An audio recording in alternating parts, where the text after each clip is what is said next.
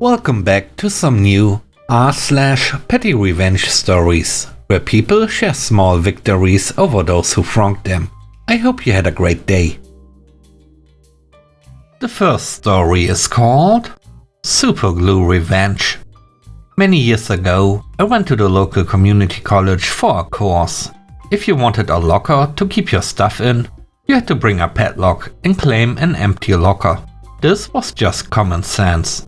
Find an empty, and I stress empty locker, and then put your padlock on it. After a bit of a raid and walk around over the course of a couple of weeks, stiff competition for lockers, I managed to secure a locker from an outgoing student, stuck my padlock on it, and all was good for a while.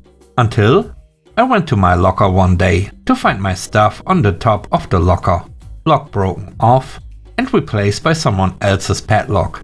I covertly put a few drops of super glue in the keyhole and slipped away. The locker happened to be right outside one of my classes, and it just happened that the person returned to their misappropriated locker to gain access.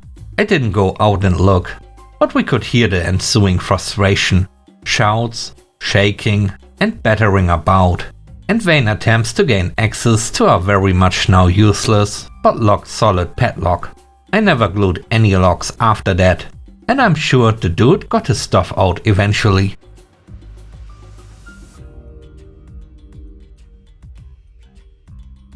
The next story is called Do Your Job. This happened 2 summers ago. I was working in a small grocery store with an owner who really wanted it to be a big grocery store. They had recently brought a big cardboard baler in the back and wanted his employees to flatten all cardboard boxes and bring them to the baler when we were stocking the shelves. Before, we had left the boxes by the checkout, so customers could use them to carry their items. Needless to say, neither customers nor employees were very happy with this change. And I wasn't the only person to avoid flattening boxes for as long as possible and hand them out to customers who looked like they needed them. This went on for a few weeks, and I actually began to build better relationships with some of the regulars because of it, due to the conspiratorial feeling of me circumventing the rules just for them. One day, just as I had a stocking cart full of boxes and was sadly flattening them to haul them off to the baler, I heard someone yell, "Hey, I wanted that box." I turned around to see an angry, red-faced man charging towards me with his cart, pointing at the box I had just flattened. "Well," I tried to say, "you can have any of the boxes I still haven't flattened. Or, if you give me a moment, I can grab some tape and fix this one." "No," said the man for some reason, and just stormed off.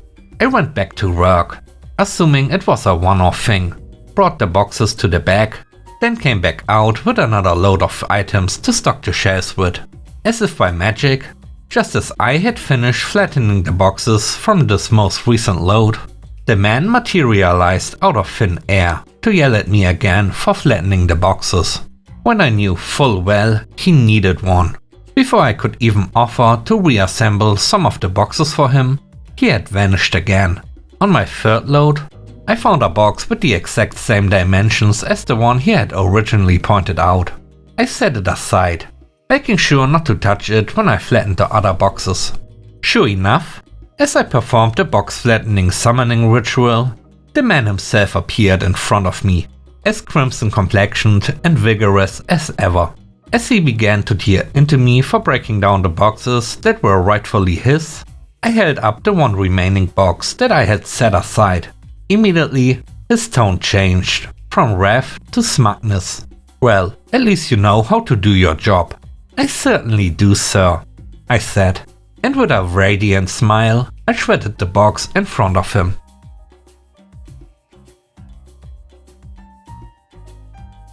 The third story is called She Wanted Complaints.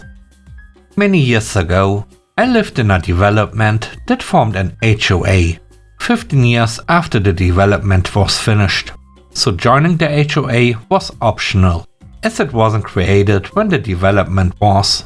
I opted not to join. I had a truck sitting in my driveway that ran but I seldom used it since I commuted to work, and it was using gas a lot. It also had a tire with a slow leak, so the minute the rim touched the concrete, I would get an inoperable vehicle notice from the city, which was stupid to start with. It was in my driveway, so I'd air up the tire and notify the city, and the notice would be filed under unsubstantiated. After about the third or fourth time of this happening, I was on the phone with code enforcement, and they were getting as annoyed with the complainant as I was. While they couldn't tell me who was filing the complaint, they hinted around enough that I knew who it was. A neighbor whose backyard was adjacent to mine and lived around the corner, so didn't even live on my street. She was also the new HOA's president. She also had an abandoned water fountain that would go stagnant after it rained, creating a breeding ground for mosquitoes. Making that call to the city, then seeing the fountain cleaned out a couple days later was satisfying.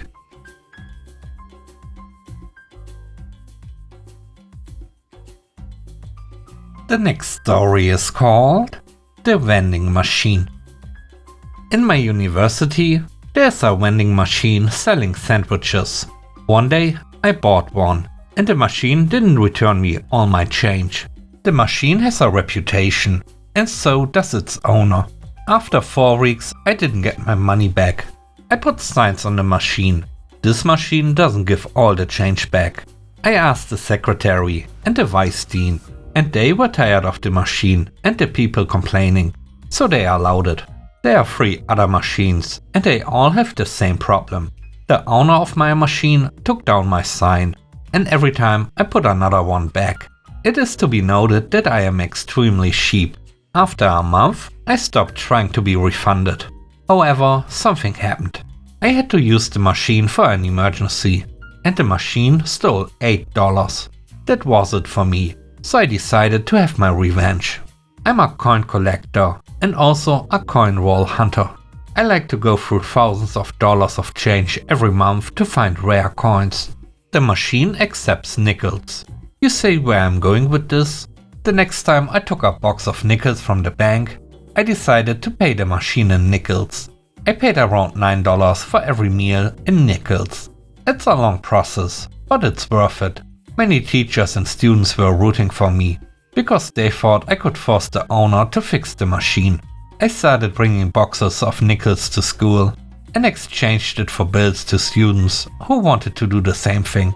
Hopefully the machine will be fixed soon, because the owner currently needs to carry hundreds of dollars of nickels every week.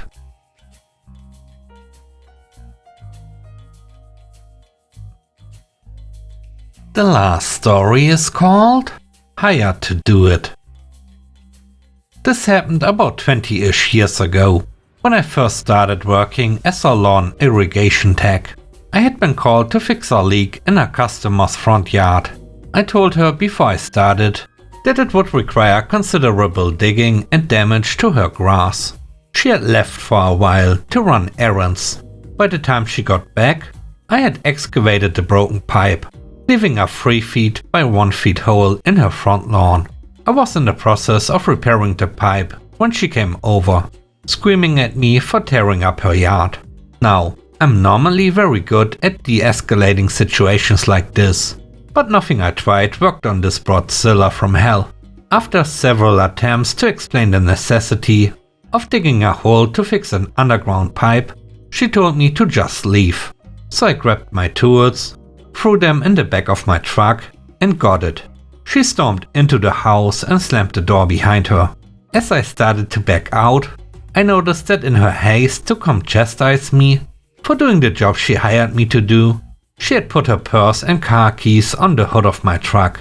I gently backed out of the driveway and drove the 2.5 blocks to the highway on-ramp. They finally blew off the hood somewhere about 5 miles down the road. I never heard from that customer again, but always wondered if she ever found her purse and keys.